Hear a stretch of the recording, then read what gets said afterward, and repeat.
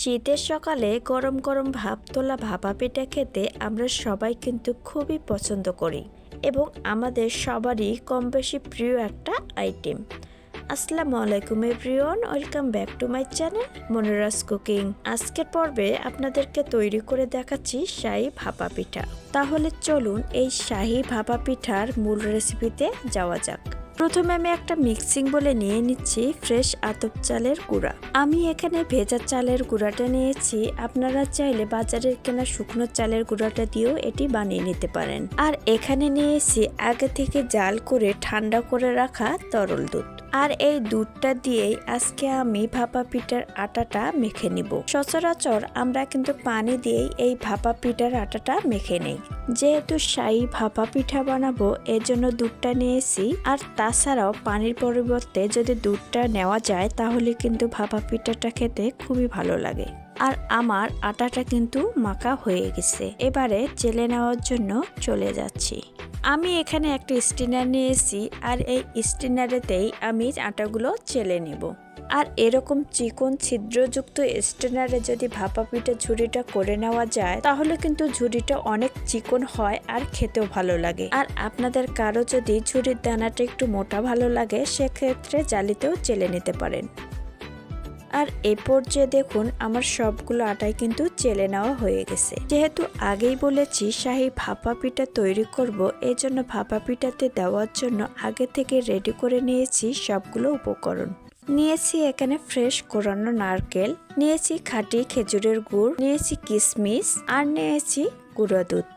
আর আপনারা কেউ যদি চান তাহলে এখানে বাদাম কুচিটাও অ্যাড করতে পারেন। এবারে ভাপা পিঠা বানার জন্য আমি এখানে একটা স্টিলের বাটি নিয়েছি, আপনারা চাইলে আপনাদের পছন্দ মতো যে কোনো বাটি এখানে নিতে পারেন।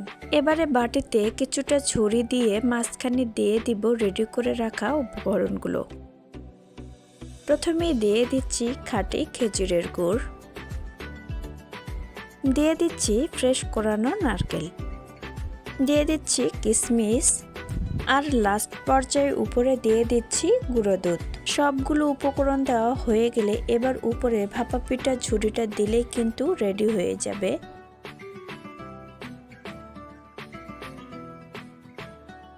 দেখতেই পাচ্ছেন ভাপা পিঠাটা আমার একদম তৈরি হয়ে গেছে। এবারে একটা সুতি পাতলা কাপড় দিয়ে আমি ঢেকে নিচ্ছি, আর পিঠাটা ভাপে নেওয়ার জন্য চুলায় চলে যাচ্ছি। এর জন্য হাঁড়িতে আগে থেকে পানি বসিয়ে গরম করে নিয়েছি। এবার দিয়ে দিচ্ছি রেডি করে রাখা ভাপা পিঠা।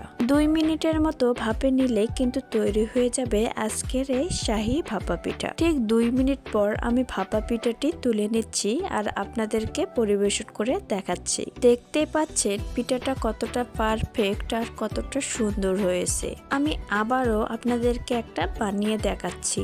আর এই শাহী ভাপা পিঠা যদি আপনাদের কারো ভালো লেগে থাকে তাহলে বাসায় ট্রাই করে অবশ্যই কমেন্ট বক্সে জানাবেন। আর যারা এই মুহূর্তে আমার ভিডিওটি দেখছেন তারা অবশ্যই শেষ পর্যন্ত কন্টিনিউ করবেন। আর আমার ভিডিও নিত্য নতুন আপডেট পেতে পাশে থাকা বেল বাটনটি অন করে রাখবেন।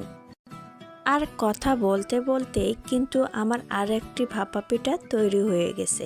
দেখতেই পাচ্ছেন কত সুন্দর হয়েছে এই শাহী ভাপা পিঠাগুলো। আর বাকিগুলো আমি একইভাবে বানিয়ে নেব। আর এ পর্যায়ে দেখুন সবগুলো পিঠাই কিন্তু আমার তৈরি করা হয়ে গেছে।